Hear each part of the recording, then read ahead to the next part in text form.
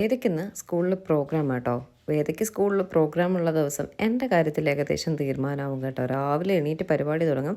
മിക്കവാറും സ്കൂളിൽ രാവിലെ 7 മണിക്കോ 8 മണിക്കോ ഒക്കെ എത്തണമെന്നായിരിക്കും പറയുന്നത്. 8 മണിക്കൊക്കെ റെഡിയായി എത്തുന്ന കാര്യം ഒന്ന് ആലോചിച്ച് നോക്കിയേ. എന്തായാലും കഴിഞ്ഞ പ്രാവശ്യമൊക്കെ 10 മണിക്ക് എത്തിയാൽ മതി എന്ന് പറഞ്ഞു. ഇന്നിപ്പോൾ 8 മണിക്ക് തന്നെ എത്തണമെന്ന് പറയുന്നുണ്ട്. 8 മണിക്ക് പോകാനായിട്ട് റെഡി ആയിക്കൊണ്ടിരിക്കുകയാണ്. അച്ഛനും അമ്മയൊക്കെ ഉള്ളത് കൊണ്ട് തന്നെ ഞാനിന്ന് ഒന്നും കുക്ക് ചെയ്യില്ല എന്നൊക്കെ തീരുമാനിച്ചതാണ്. പക്ഷെ അവരുള്ളത് കൊണ്ട് ഇന്നിപ്പോൾ കുക്ക് ചെയ്തേ പറ്റത്തുള്ളൂ. രാവിലെ എന്തായാലും ബ്രേക്ക്ഫാസ്റ്റ് പുറത്തുനിന്ന് വാങ്ങിക്കാമെന്ന് കരുതി. ഉച്ചയ്ക്ക് ലഞ്ച് നമുക്ക് ഉണ്ടാക്കാം. അപ്പോൾ വേദേ വിടുന്ന ആ ഒരു ധൃതി അങ്ങ് മാറി കിട്ടുമല്ലോ. 8 മണിക്കൊക്കെ പോകേണ്ടതല്ലേ. ഇപ്പോൾ ബ്രേക്ക്ഫാസ്റ്റും ഒക്കെ ഉണ്ടാക്കിക്കൊണ്ട് നിന്നാലും ഒരു കാര്യവും നടക്കത്തില്ല. എങ്ങനെയൊക്കെയോ ഞാൻ അവസാനം സെറ്റ് ചെയ്തു. സ്കൂളിൽ മുടിയെല്ലാം കെട്ടാനുള്ള വീഡിയോസൊക്കെ അയച്ച് തന്നിട്ടുണ്ടായിരുന്നു. അതുപോലെയൊക്കെ കെട്ടണമെന്ന് പറഞ്ഞിട്ട് എന്നെക്കൊണ്ട് പറ്റുന്ന രീതിയിൽ ഞാൻ കെട്ടി ഒരുക്കിയൊക്കെ വിട്ടിട്ടുണ്ട് കേട്ടോ.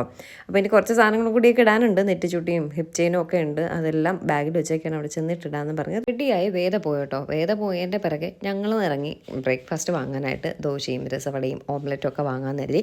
അപ്പോൾ അച്ഛന് പൂരി ഇഷ്ടമായതുകൊണ്ട് പൂരി ഇതേ ചൂടോടുണ്ടാക്കി കൊണ്ട് നിൽക്കുന്നത് കണ്ടതുകൊണ്ടും പൂരി അച്ഛന് വേണ്ടിയിട്ട് വാങ്ങിച്ചിട്ട് ഞങ്ങൾക്കെല്ലാം ദോശയും രസവടയും ഓംലെറ്റും ഒക്കെ വാങ്ങി കേട്ടോ.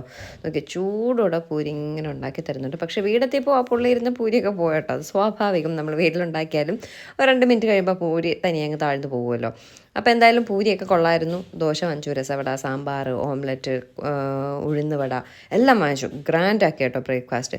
കാര്യമായിട്ട് എല്ലാം കൂട്ടി കഴിച്ചു. ദോശ കുറച്ച് പുളി ഉണ്ടായിരുന്നു. അത് മാറ്റി നിർത്തിയാൽ അടിപൊളി ബ്രേക്ക്ഫാസ്റ്റ് ആയിരുന്നു.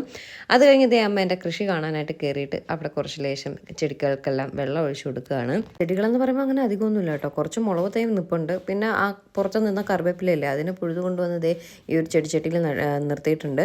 അങ്ങനെയുള്ള കാര്യങ്ങൾ. അപ്പോൾ ഈ പുഴുത കറിവേപ്പില കാണാനാണ് അമ്മ കയറിയത് കേട്ടോ. വെള്ളമെല്ലാം ഒഴിച്ചിട്ട് വന്നപ്പോഴേക്കും ഏട്ടൻ്റെ മീൻ വാങ്ങിച്ചിട്ട് വന്നിട്ടുണ്ട്. വാള ഏറ്റവും ഇഷ്ടമുള്ള ആളാണ് അമ്മ. അതുകൊണ്ട് വാള മീൻ എന്തോ ഭാഗ്യത്തിന് കിട്ടി കേട്ടോ. അങ്ങനെ വാള മീനാണ്. പക്ഷെ ഒട്ടും രുചിയുണ്ടായിരുന്നില്ല കേട്ടോ. സീസണായി വരുന്നതേ ഉള്ളൂ. കുറച്ചുകൂടെ കഴിഞ്ഞാൽ ആ വാളമീൻ എൻ്റെ ടേസ്റ്റ് ഉണ്ടാവുള്ളൂ. ഞാൻ വാളമീൻ വൃത്തിയാക്കുന്ന നേരം അമ്മ ഇന്നത്തെ ലഞ്ച് എന്ന് പറയുന്നത് ഉരുളക്കിഴങ്ങ് മെഴുക്ക് പുരട്ടിയും പിന്നെ മുരിങ്ങയ്ക്ക തോരനും മീൻകറിയും കപ്പയൊക്കെയാണ് കേട്ടോ. അതെല്ലാം സെറ്റ് ചെയ്യുകയാണ്. ഇവിടെ അമ്മയ്ക്ക് കട്ട് ചെയ്യാൻ പറ്റുന്ന രീതിയിലുള്ള കത്തി ഇല്ലാത്തത് കൊണ്ട് മീൻ എപ്പോഴും വാങ്ങിയാലും കട്ട് ചെയ്യുന്ന ഞാനാണ്. എനിക്ക് 1.5-2 മണിക്കൂർ വേണം കേട്ടോ ഈ മീനെല്ലാം വൃത്തിയാക്കി എടുക്കാനായിട്ട്.